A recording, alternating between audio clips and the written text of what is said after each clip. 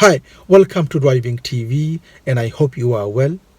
In this video, I will be helping you how to drive on a practical driving test dealing with many different problems on the road.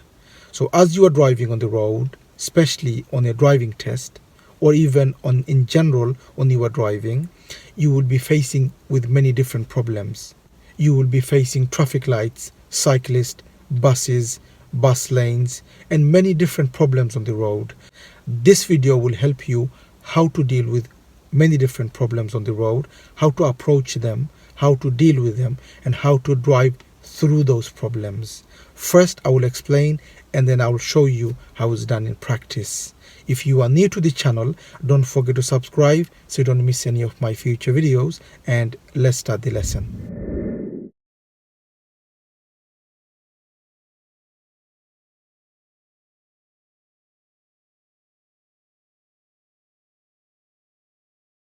As we drive on this road, we are following the sign Romsey. And as we follow, we are approaching a traffic light which is red, which means we look at the mirror and we approach in a way to stop if it stays red. So we look at the mirror again, cover the brake and the clutch and keep braking, and just before we stop, we put the clutch down and we brake to stop. Then the question comes, while we are waiting, do we wait on neutral or do we wait on first gear? The answer is, because you're the first car on the queue or you're the first car on the traffic light, it's best you stay on first gear. So clutch down first gear.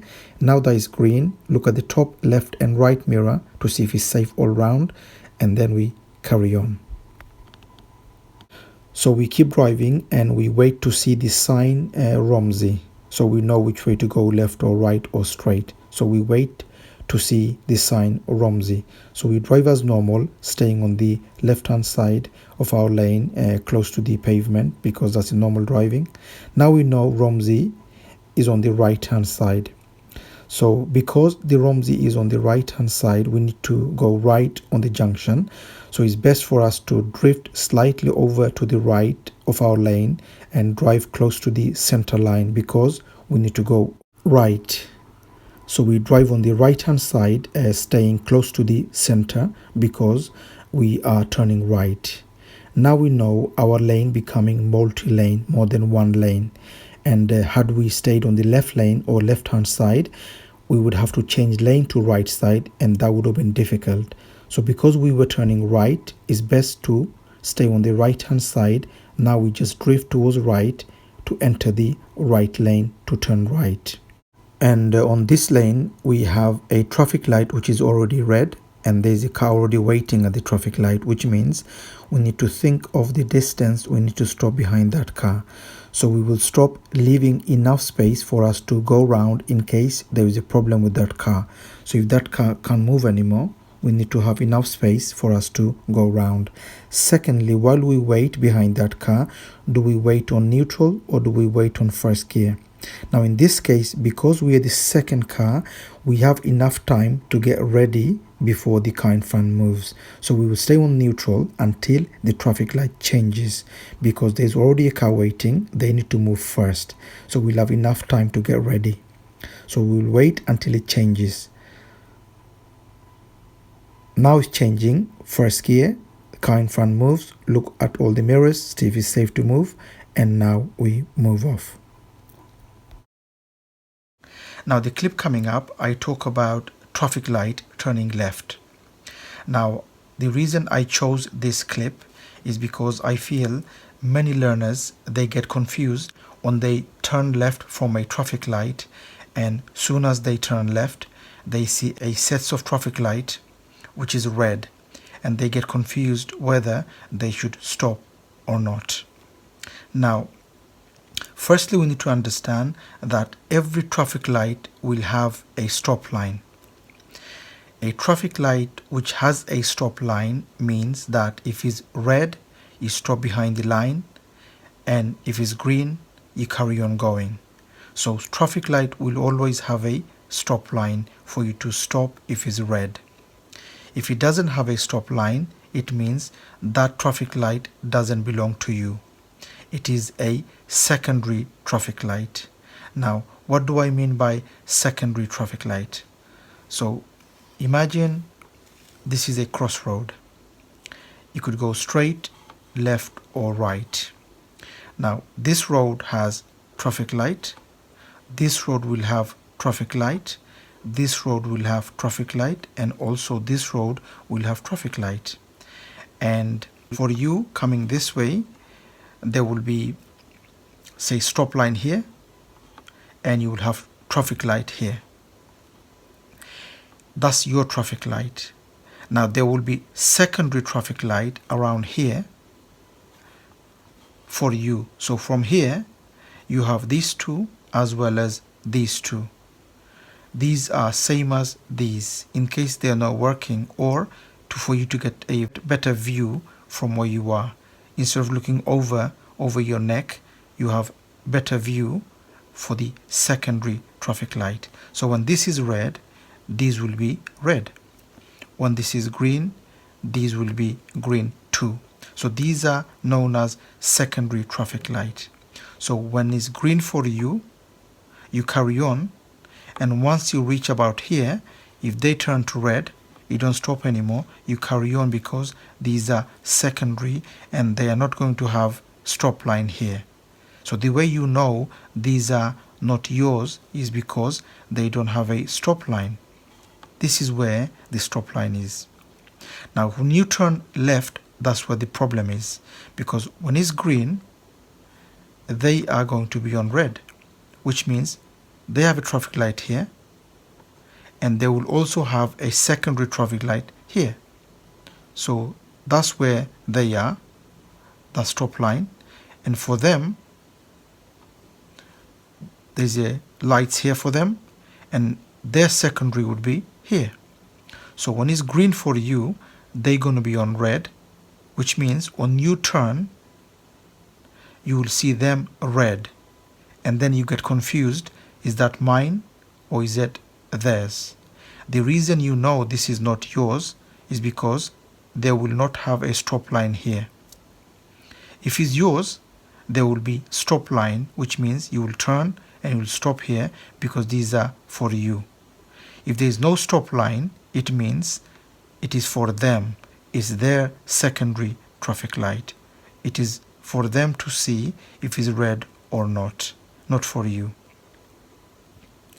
So these traffic lights are not yours, it is theirs, it's their secondary traffic light. And the reason you know that is because there is no stop line here. So soon as you enter into that road, you will see traffic light is red for them. The reason we know is because there is no stop line here.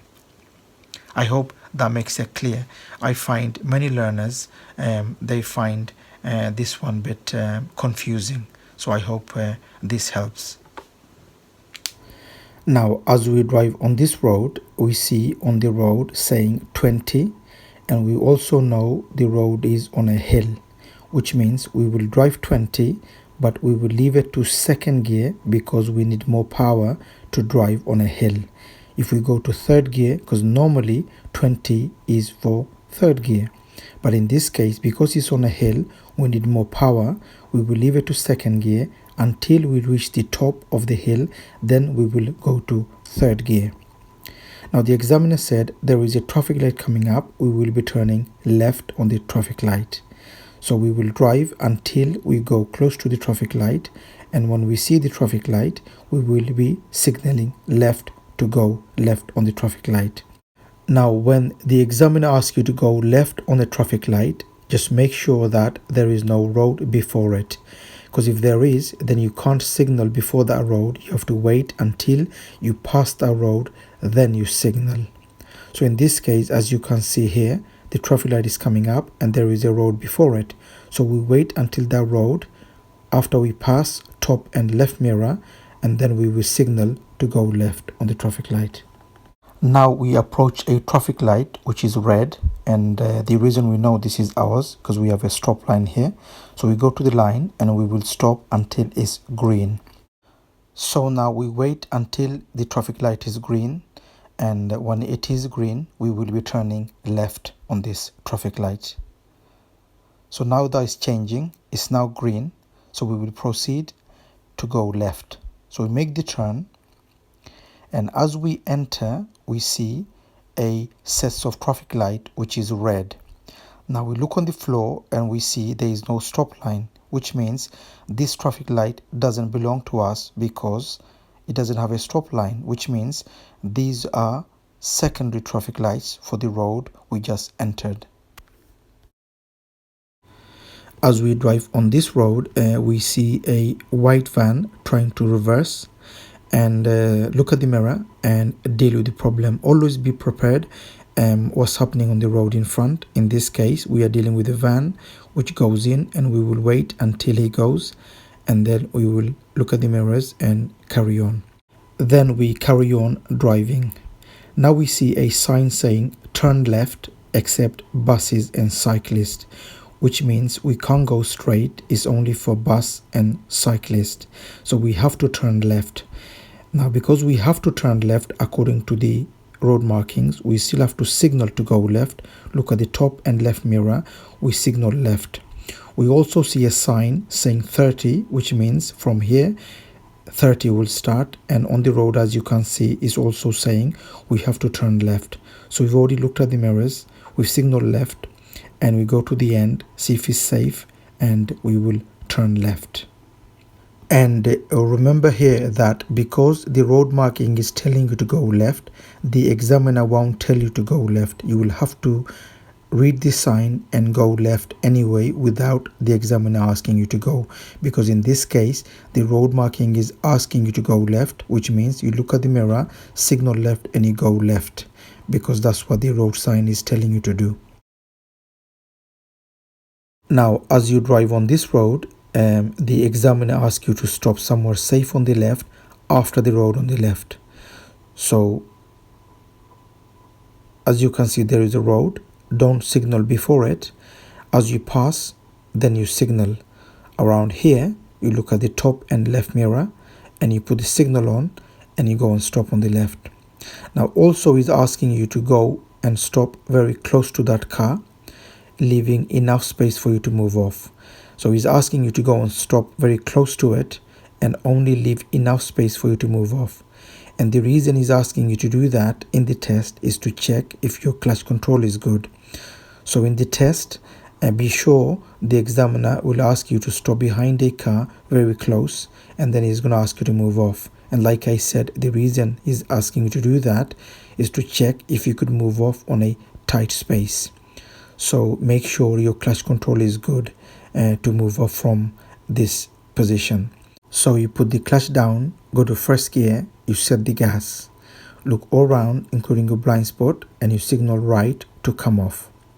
And then make sure that you take the handbrake off really slowly when you bring the clutch to the biting, because if your clutch control is bad, you will end up hitting that car.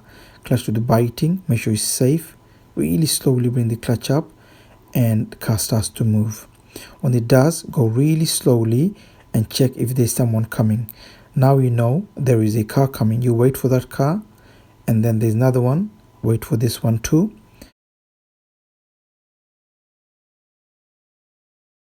And then it looks safe. Look on your blind spot again. Do the clutch control all the way as you come off. Make sure the clutch is good. Keep it to the biting. And then here, bring the clutch up really slowly and drive on. As we drive on this road, we are approaching a zebra crossing. Now the problem with this zebra crossing is that the right hand side is clear. We know there is no one coming, but there is a big vehicle on the left.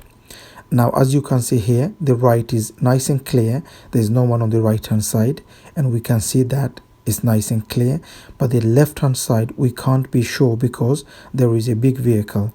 So as we approach a similar crossing, make sure you give a good look on your left to see if it's safe and then approach, because there could be somebody waiting to cross just after the vehicle where we can't see.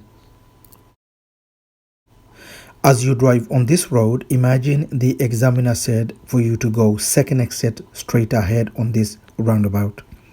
So we look at the top and left mirror, no signal, and we stay on the left lane, and we look on our right to see if it's safe to go. Now the problem here is, as you can see, the road is bending towards left. And many, the problem they face is that they are too busy looking on their right and they forget that the road is actually bending towards left. So when you drive on these kind of roundabouts, look on your right, but be sure that the road is bending. So steer left as you follow the road and look on your right to see if it's safe. It's now safe. We enter into the left lane, and as you pass the first exit, top and left mirror, stay on the left lane, and we come off. As we come off, we look at the top left and right mirror to see if it's safe all round, and the traffic light is green, make sure it doesn't change to red, and we come off. Now the examiner asks you to go right on the second traffic light.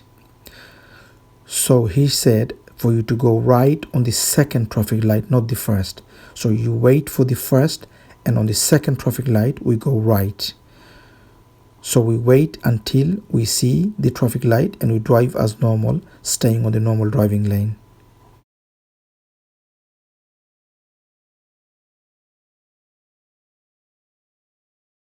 And now we see the traffic lights are coming up. So we will prepare to go right on the second traffic light. And as we approach, as you can see on the floor, we see our lane becoming 2 lanes. Now because we are turning right, we will enter into the right lane from the beginning. The reason because we are turning right. Many learners in the test, the mistake they make is that when the examiner says to go right second traffic light, they end up on the left lane thinking that after the first traffic light I will go to right lane. Now when the examiner says second, it means they are close together, which means you don't have time to change lane after the first. And this is why if the examiner says to you second traffic light right, always enter into the right lane from the beginning. That way you will end up in the correct lane. So we wait until it changes. Now it's changing, top and right mirror, signal right, and we approach in the right lane. We've just passed the first traffic light. Now we approach the second traffic light where we are going right. Now as we approach, if we look on the floor, as you can see the road layout, it is giving us a box in the middle for us to enter so the cars behind could just carry on going. So we enter into the box, get the car straight, and we wait until it is safe from the oncoming traffic. We wait, signaling right until it's safe. Now it's safe. We look into the road that we are going in, and if it's safe, we enter and we look at the mirrors and we carry on going.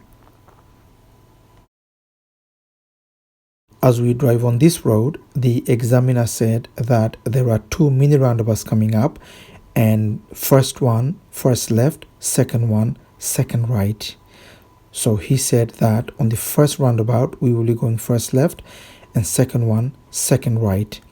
Here we see there is a road before roundabouts, which means we can't signal before this road. So we have to wait until we pass this road. So as we pass around here, we look at the top and left mirror and we signal left, and as you can see the sign of the roundabout. Now we know that the mini roundabouts are small. Also it's on a hill, which means we need to go really slowly, and we reach the line looking on our right to see if it's safe.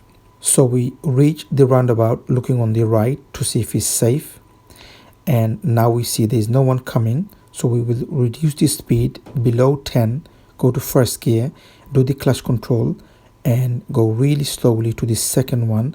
Now we look at the top and right mirror, we signal right, and we will enter doing the clutch control only. Go really slowly with the clutch only, and as we come off around here, we look at the top and left mirror, we signal left, and we come off doing the clutch control really slowly.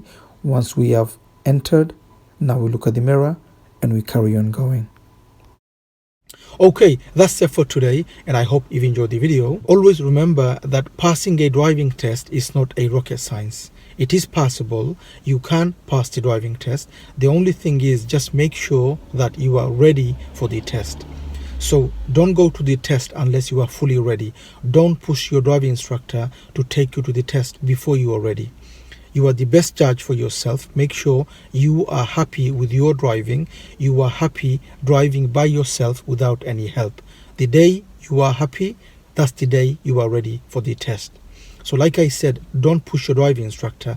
If there are subjects which you feel weak on the road, make sure you ask your driving instructor to help you on those subjects so you are fully ready and you are comfortable driving on those subjects. For example, maybe your clutch control is bad or maybe it's weak. If you are, and when you go to a junction which is on a hill, you're going to have difficulty. You're going to have difficulty moving off on junctions which are on a hill. So if you feel you are weak on clutch control, make sure you work on that until you feel comfortable. So in any subjects, when you feel weak, you know better, make sure you ask your driving instructor to help you on those subjects so you are happy. If you are, driving test is easy. The day you know you are comfortable driving by yourself without any help, that's the day you are ready for the test.